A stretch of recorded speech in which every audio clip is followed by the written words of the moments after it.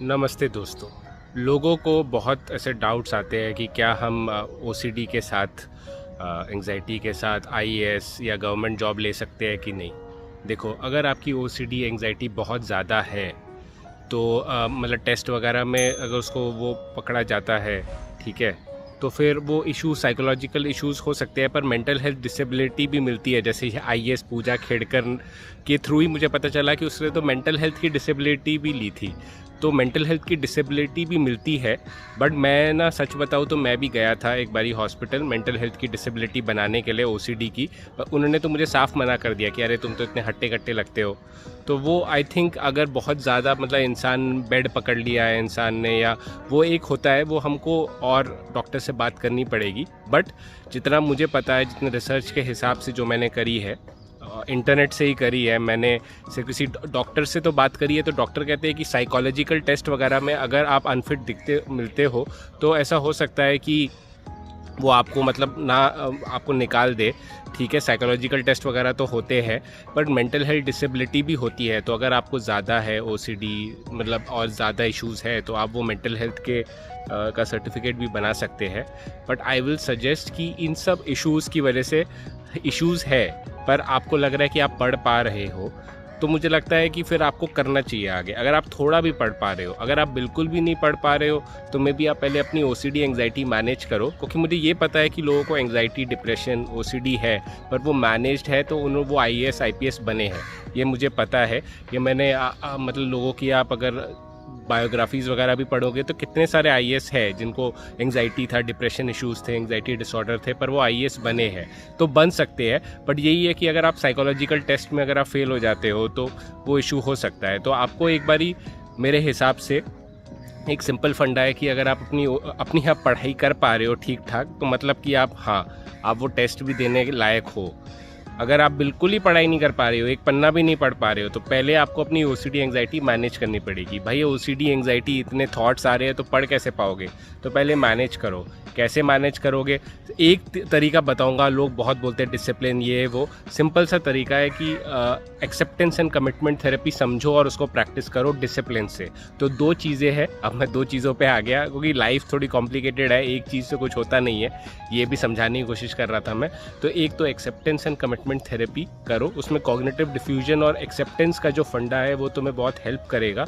और सेकेंड है तुम्हारा डिसिप्लिन लाना होगा। एक्सेप्टेंस एंड कमिटमेंट थेरेपी समझ लो, पर डिसिप्लिन से प्रैक्टिस नहीं करोगे तो कुछ फ़ायदा नहीं है। तो ये दोनों चीज़ें करो। एंड बाकी देखो, एक ना मैं आजकल लक का भी बहुत बड़ा वो हो गया हो कि लक करके भी कुछ होती है। पहले मुझे लगता था कि नहीं, मैं तो सब संभाल लूँगा, मैं पूरे अपने बल बूते पे सब कुछ चेंज कर दूँगा, पर ऐसा नहीं है दोस्त। हम ह्यूमंस हैं, और ये जो आईएएस वगैरह जो फंडा है वो भी दूसरे ह्यूमंस ने मिलके बनाया है। तो हम दूसरे ह्यूमंस पे डिपेंडेंट है। हम चाहे कितना भी बोले ना, हम सेल्फ डिपेंडेंट है, ऐसे इंडिपेंडेंट बनेंगे, सेल्फ डिपेंडेंट बनेंगे। मोदी जी कितना भी बोलते हैं, आप नहीं बन सकते। आप जाके किन्नौर से सेब नहीं तोड़ सकते हो, कोई तो तोड़ के लाएगा ट्रक में और आप इधर खाओगे बैठ के दिल्ली में। आप मतलब अकेले कुछ नहीं कर सकते हो। तो ये ह्यूमंस की चीज़ें हैं, आपको एक्सेप्ट करना होगा कि बहुत सारे फैक्टर्स हैं जो आपके कंट्रोल में नहीं है। ओसीडी भी उन्हीं लोगों को होता है जो सब कुछ कंट्रोल करने की कोशिश करते हैं। तुम अगर समझ गए कि कई सारी चीज़ें जो है वो तुम्हारे कंट्रोल में नहीं है भाई। सूरज कब निकलेगा, बारिश होगी कि नहीं आज, कई लोग होते हैं, फॉर एग्जांपल तुम्हारा एग्ज़ाम है और कई लोग होते हैं, मुझको पता है कि बारिश जब होती है ना, हो जाती है, तो उनका दिमाग थोड़ा स्लो हो जाता है, ऐसा होता है। तो तुम्हारी बैड लक है कि तुम्हारे आईएएस एग्ज़ाम में बारिश हो गई, या तुम्हारा बैड लक है कि एक इंसान का था ना कि उसका एग्ज़ाम था आईआईटी का, उसको वो 2 कॉलेज थे आई थिंक, स्वामी विवेकानंद करके, उसको दूसरे स्वामी विवेकानंद कॉलेज में छोड़ आया वो बेचारा पूरा टॉपर था। उसने अपने मतलब जो प्री टेस्ट होते हैं, जो टेस्ट सीरीज़ होती है, उसमें टॉप करता था वो, और उसको एग्ज़ाम ही लिखने को नहीं मिला आईआईटी का। तो लक भी कुछ होती है ना, ठीक है। तो तुमको पहले ना ये समझ लो, ये एक्सेप्ट कर लो कि ठीक है, तुम अभी दबाव में हो, तुम कई सारी चीज़ें तुम्हारे अगेंस्ट है, पर धीरे धीरे स्टेप बाय स्टेप तुम आगे बढ़ते रहोगे तो हो जाएगा। सब कुछ एक साथ नहीं होगा, धीरे धीरे होगा। तो समझो कि तुम्हारे हाथ में क्या है, तुम्हारे हाथ में क्या नहीं है, और जो तुम्हारे हाथ में है उसको दबोच लो, पकड़ लो और बेस्ट करो उसको, और जो तुम्हारे हाथ में नहीं है उसको लेट गो करो भाई। नहीं तो नहीं तो इश्यूज तो होंगे। अगर तो ओसीडी में भी तो यही होता है ना कि जो विचार है, हम सारे विचार को पकड़ने की कोशिश करते हैं। अरे ये विचार आया, ये विचार को पकड़ लो, वो इस विचार को पकड़ लो मतलब अहमियत दो, उसके बारे में सोचो बैठ के। बट जो नॉर्मल इंसान है वो थॉट आ रहा है उसको जाने देता है, उसको बैठ के पकड़ता नहीं है। तो यही चीज़ है। अब मेरा वीडियो ना एंड तक देखा करो, क्योंकि बीच बीच में सब मतलब ज्ञान की बातें ऊपर से नीचे हर जगह है, तो पूरा वीडियो देखो एंड लगे रहो यार। धीरे धीरे ज़्यादा ना सोचो मत कि मेरे को ओसीडी है, ये है वो है, तो आईएएस होगा कि नहीं होगा। सिंपल सा मैंने फंडा बताया ना, अगर तुम एक पन्ना भी पढ़ पा रहे हो, एक दो पन्ना भी ठीक से पढ़ाई कर पा रहे हो आधे घंटे की, तो इसका मतलब है कि तुम एग्ज़ाम देने लायक हो। बाकी साइकोलॉजिकल टेस्ट में उस टाइम पे जब साइकोलॉजिकल टेस्ट होगा तो लंबी सांस लेना, मेडिटेशन करना चाहिए, तो SSRI मेडिसिन खा के चले जाना, ठीक है। उससे वो ब्लड वगैरह में कुछ पता नहीं चलता कि तुम SSRI मेडिसिन खा रहे हो कि नहीं। कुछ तो मतलब उस टाइम मैनेज कर लेना, ठीक है। उस टाइम अपने आप को काम रखना, उस टाइम अपने आप को शांति में रखना, ठीक है। एंड हो जाएगा वो टेस्ट भी। तो उसको कि अरे यार मैं तो साइकोलॉजिकल टेस्ट नहीं निकाल पाऊंगा तो अभी आईएएस की पढ़ाई क्यों करूं, ऐसे मत करो। देखो तुम प्रॉपर जो फिटनेस क्राइटेरिया है, जो साइकोलॉजी वाला है ना फिटनेस क्राइटेरिया, वो इतना साफ़ नहीं है, वो थोड़ा ग्रे है। ग्रे मतलब कि ब्लैक एंड वाइट में नहीं है वो कि हाँ या नहीं। वो एंग्जाइटी डिप्रेशन वाले लोग बने हैं आईएएस, तो इसके लिए मैं कह रहा हूँ कि तुम भी बन सकते हो। But the thing is that तुमको उस चीज़ों पे फोकस नहीं करना है।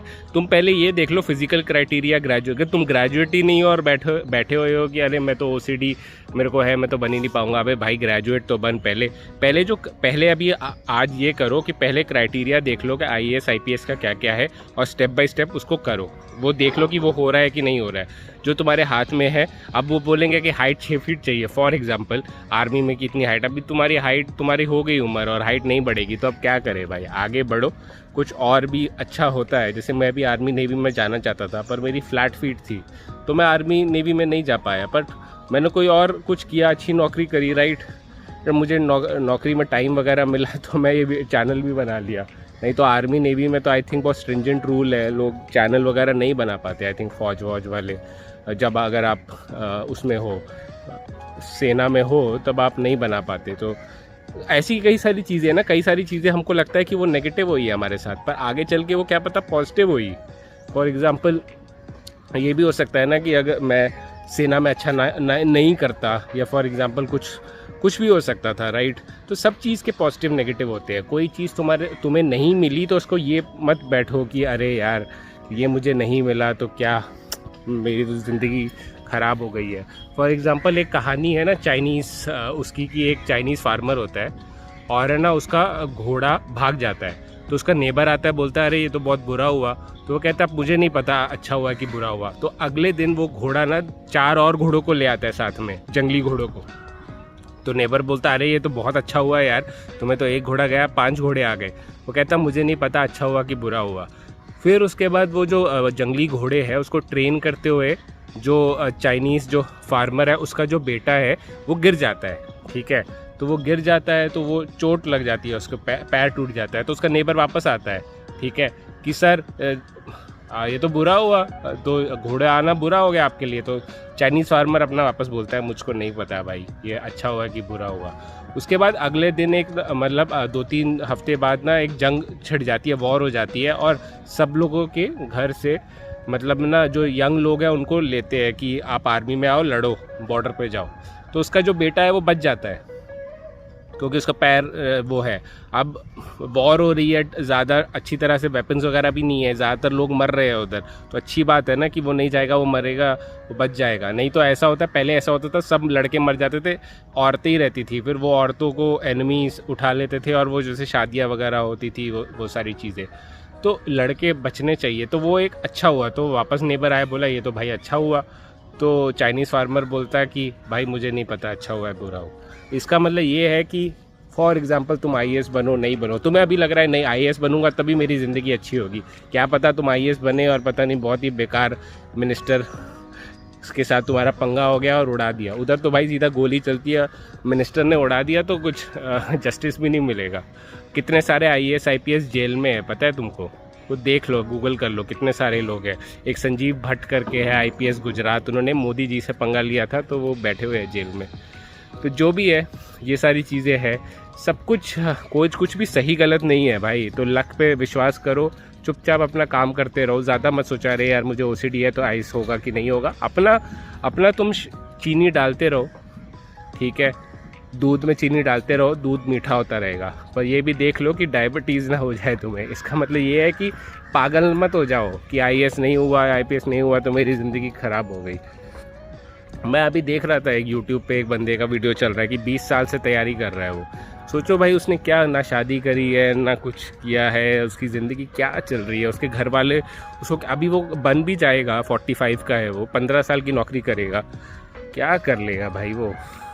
इतना पागलपन नहीं दिखाते। OCD भी तो पागलपन है ना। तुमने थॉट्स के लिए पागलपन दिखाया, देख लिया ना क्या हो रहा है तुम्हारे साथ। ज़्यादा पागल मत बनो, ग्राउंडेड रहो, समझो कि क्या कि लाइफ में ना सारी चीज़ें कुछ भी गलत बुरी नहीं है, सब चीज़ मॉडरेट है भाई, उस नज़र से देखो। मैं तो कहता हूँ कि लोग बोलते हैं ना कि ये भी सारी चीज़ें, सारी चीज़ों में अगर तुम मॉडरेशन से करते हो।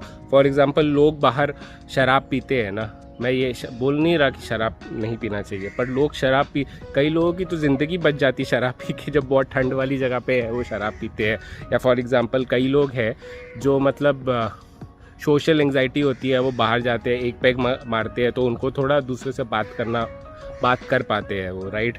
तो सबके फ़ायदे हैं। मैं अब ये भी नहीं बोल रहा कि आप दारू नहीं पीते तो दारू पियो बैठ के, तुम बिल्कुल सोशल स्टार हो जाओगे।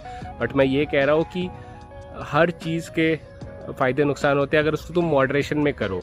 तुम ज़्यादा पढ़ोगे भी तो भी प्रॉब्लम हो जाएगी बैठे बैठे, ठीक है। तो ज़्यादा बैठोगे तो ट्रक ड्राइवर्स को देखना, ट्रक ड्राइवर्स इतना लंबा बैठते हैं, उनको प्रॉब्लम हो जाती है, बहुत गंदी प्रॉब्लम होती है बम्स में, देख लेना, सर्च कर लेना। हाँ, तो कुछ भी चीज़ ज़्यादा करोगे ना, चाहे कितनी भी छोटी, अरे ये तो इतनी छोटी सी चीज़ है, इसको ज़्यादा करूँगा तो क्या होगा। ज़्यादा सोच के देख लिया ना, फंस गए ना, हो ना तो मेरे साथ OCD है ना तुमको। तो कुछ भी, हर चीज़ इम्पॉर्टेंट है, पर हर चीज़ को लाइटली लो, ठीक है, पर हर चीज़ को मॉडरेशन में करो, छोटा छोटा स्टेप से करो। बिल्कुल एक ही साथ की लड्डू लिया 4 मुंह में घुसा दिए, ऐसे नहीं करने हैं। छोटे छोटे पीस लो लड्डू के, छोटी छोटी बाइट्स लो, तो अब तुम्हें पता चल जाएगा हाँ पेट भर रहा है, अभी रुक जाना चाहिए, ठीक है। तो होपफुली आप समझ गए मेरी बात। मैं हूँ, ये देखो कितना सही गार्डन है।